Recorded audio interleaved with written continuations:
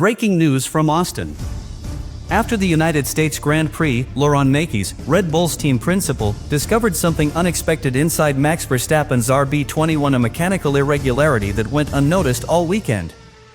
What at first looked like a small vibration turned out to be a structural fault deep within the rear suspension. But instead of collapsing, the car performed flawlessly.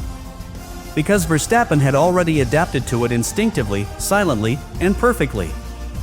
From the first practice session on Friday, Red Bull's telemetry had shown something unusual. It wasn't dramatic, just a faint vibration in the rear suspension, irregular but rhythmic. Laurent Mekies, watching the data, noticed it immediately. "That's odd," he said quietly to his engineers. "The numbers are off, but only slightly." They ran checks, simulations, stress tests. Nothing showed. No damage, no fatigue. Still, the vibration persisted. Verstappen didn't need to be told. After his first run, he came on the radio, "Rear's a little loose in high-speed corners. It's fine. I'll manage." His tone wasn't worried, it was analytical, almost detached. The man felt what machines couldn't yet measure. By Saturday, the rhythm was unmistakable, Verstappen in absolute control. He took pole for the sprint. He won it. Then on Sunday, under the inferno of the Texas sun, he lined up for the main Grand Prix. Most drivers would have been tense, the heat blurring focus, the bumps of Austin's surface punishing every millimeter of suspension travel. But Verstappen was calm, like a chess player who already knew the outcome. When the lights went out, he launched perfectly. By the end of lap 2, he was already 1.7 seconds clear of Lando Norris. To the crowd, it looked effortless. To Red Bull's data engineers, it looked impossible. The irregular vibration, that quiet, nagging anomaly, was still there. Mekies saw it on the monitors, his expression tightening. The telemetry showed fluctuating load on the right rear control arm, a deviation no one could explain. It wasn't dangerous yet, but it shouldn't have been happening. Mekies leaned toward his engineer. "Keep watching," he said. "If it gets worse, we'll tell him." But Verstappen was already driving like a man who didn't need to be told anything. His lap times were metronomic. His steering inputs so fluid they looked simulated. He was adapting to the car's imperfections before the data even caught up. By lap 30, the crack had likely begun forming, microscopic, invisible, and fatal to most races. But Verstappen's driving rhythm had neutralized it. The telemetry showed how he had unconsciously changed his style, braking a fraction earlier, exiting corners with smoother throttle application, rotating the car with flow rather than force. He wasn't fighting the weakness, he was integrating it. The engineers watched in disbelief. "He's stabilizing it through instinct," one whispered. Mekies didn't take his eyes off the screen. "He's not reacting," he said. "He's predicting." The first sign came from the suspension telemetry. On paper, everything looked clean. But when the engineers overlaid the data from Friday's practice with the final stint of the race, there it was again, a tiny shift in load distribution on the right rear corner. It wasn't large enough to trigger any alarms, but it was there, persistent, rhythmic, and mechanical. Mekies leaned forward. "Run a resonance scan," he ordered. The results took only minutes. A narrow spike appeared in the frequency chart, the unmistakable fingerprint of a structural fault. By the time the rear floor panel was removed, the truth was visible under the fluorescent light, a small fracture, almost invisible, running along the inner face of the suspension arm. It looked harmless, a hairline imperfection in a sea of carbon fiber. But at 200 miles per hour, it could have been fatal. Mekies exhaled slowly. "There it is," he said. It was there from Friday. For most drivers, that discovery would have rewritten the race. The moment the balance shifted, the confidence would have gone. The slightest vibration would have translated into hesitation. But Verstappen had driven as if nothing had changed. The telemetry confirmed it. His steering traces were impossibly smooth, his throttle application perfectly linear. There was no sign of overcompensation, no sudden reaction, just calm adaptation. "He didn't fight the instability," one engineer said quietly. He synchronized with it. When they overlaid Verstappen's data against the baseline model, the pattern became astonishing. From lap 15 onward, the car's dynamic balance had been off by nearly 1%, a massive margin in Formula One terms. Yet Verstappen's lap times had remained consistent within 0.2. Even his tire degradation was lower than expected. Mekies stared at the graph, half admiring, half disbelieving. "He turned chaos into rhythm," he murmured. "That's why we didn't see it." They replayed onboard footage, frame by frame. In the high-speed corners turns 7, 8, and 9 the car should have been dancing, twitching under the stress of an unstable suspension. But it wasn't. Verstappen had changed his line, carving shallower entries, releasing the steering earlier, and rebalancing weight through throttle control. The RB21 wasn't holding him steady. He was holding it. The final revelation came when they cross-referenced the telemetry with the car's vibration data. The fractured suspension arm had begun oscillating at a precise frequency 62 Hz halfway through the race. That same frequency appeared faintly in Verstappen's steering trace. The implication was staggering. His hands had subconsciously matched the vibration cycle, absorbing it in real time, reducing its amplitude with every lap. He wasn't reacting to instability. He was nullifying it. Mekies didn't speak for a long time. He simply watched the broken component under the light, one piece of carbon, blackened and cracked, but still intact. "He saved it," he said finally. "He saved the car."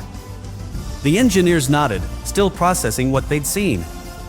The machine had been on the edge of mechanical collapse, and the driver had kept it alive with nothing but instinct. When Verstappen entered the debrief room later that night, Mekies showed him the fracture. "You felt this, didn't you?" he asked. Verstappen nodded, almost casually. "Yeah." Around lap 10, the rear started loading unevenly in high speed. Mekies raised an eyebrow. "And you didn't say anything?" Max smiled faintly. "Didn't need to. It wasn't dangerous. Just different." He said it like someone describing a change in wind direction. After he left, one of the engineers turned to Mekies. "How does he do that?" he asked. Mekies looked down at the cracked suspension arm and said quietly, "He listens. Everyone else just drives." As the night went on, the car was reassembled, the data archived, and the team finally began to rest. But the sense of awe lingered. They hadn't just discovered a fault, they'd witnessed a phenomenon. The RB21 had reached its limit, and instead of braking, Verstappen had carried it through. He'd turned a flaw into perfection, an accident into mastery. The engineers started with the telemetry overlays. 5 large screens displayed the car's every heartbeat, load distribution, vibration frequencies, tire temperature, aerodynamic flow. The anomaly stood out immediately. From lap 12 onward, the rear suspension's load curve showed an irregular oscillation, small, sharp, and continuous. "It should have snapped," said one of the engineers, shaking his head. By lap 30, it was at structural threshold. Mekies leaned closer to the data. Then why didn't it? The answer began to appear when they compared Verstappen's steering and throttle data. The rhythm of his input wasn't just smooth, it was synchronized with the vibration cycle itself. His steering frequency matched the car's mechanical resonance within milliseconds, neutralizing the instability that should have destroyed the component. One engineer looked at the screen and whispered, he was damping the suspension himself. Another, equally stunned, added, he literally became part of the car. For most drivers, data tells them what to feel. For Verstappen, it's the opposite, he feels what the data will eventually confirm. Mekies called it biomechanical telemetry. His hands, feet, and balance acted like additional sensors, correcting before the onboard computer could even register the fault. "It's not reaction," Mekies said quietly. "It's prediction." The team then analyzed Verstappen's brake modulation through the high-speed SEs, the most physically demanding section of the circuit. Where most drivers brake sharply, Max feathered the pedal with surgical precision, distributing load through the car in a way that counteracted the imbalance from the fracture. It wasn't random artistry.